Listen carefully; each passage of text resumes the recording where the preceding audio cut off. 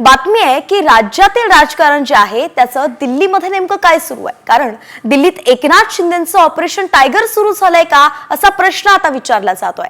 कारण शिंदेंच्या खासदाराच्या घरी ठाकरेंचे 3 खासदार उपस्थित होते। केंद्रीय मंत्री प्रतापराव जाधव यांच्या घरी सर्वपक्षीय खासदारांसाठी स्नेहभोजन ठेवण्यात आलं होतं। मात्र या स्नेहभोजनाला ठाकरेंच्या शिवसेनेचे खासदार संजय जाधव, नागेश पाटील आष्टीकर आणि भाऊसाहेब पाकचौरे हे तिघेही उपस्थित होते अशी माहिती मिळतेय। आणि म्हणूनच आता शिंदेंकडून दिल्लीत ऑपरेशन टायगर राबवलं जातंय का या चर्चांना उधाण आलंय।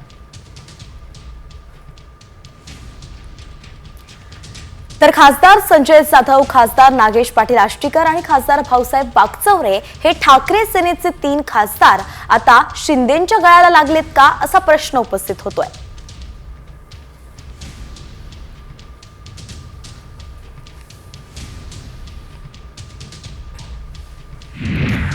आणि या ऑपरेशन टायगर वरून आमदार आदित्य ठाकरेंनी स्पष्टीकरण दिलंय। जेवढ्यांना फोडायचं तेवढ्या लोकांना फोडा, डाग असलेल्यांना घ्यायचं त्यांना घ्या असंच आदित्य ठाकरे म्हणाले आहेत। ऑपरेशन टायगर वरून त्यांनी शिंदेंना थेट चॅलेंजेस दिलंय।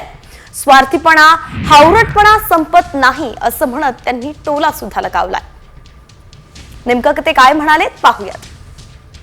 महाराष्ट्रामध्ये सरकार आता बहुमताचं निवडणूक आयोगाचं बसलेलं आहे। त्याच्यात भाजप एक घटक पक्ष आहे, मग मिंदे गट आहे आणि एक फुटलेली राष्ट्रवादी आहे।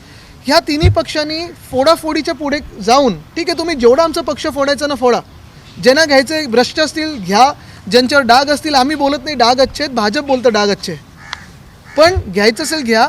हे सगळं झाल्यानंतर जनतेचे प्रश्न जे आहेत आणि तुमच्या जाहीरनाम्यात जे प्रश्न होते किंवा मांडलेले विषय होते त्याच्यावर कधी काम करायला लागणार आहे। म्हणजे ह्यांचं स्वार्थीपणा आणि हावरटपणा थांबत नाही आहे।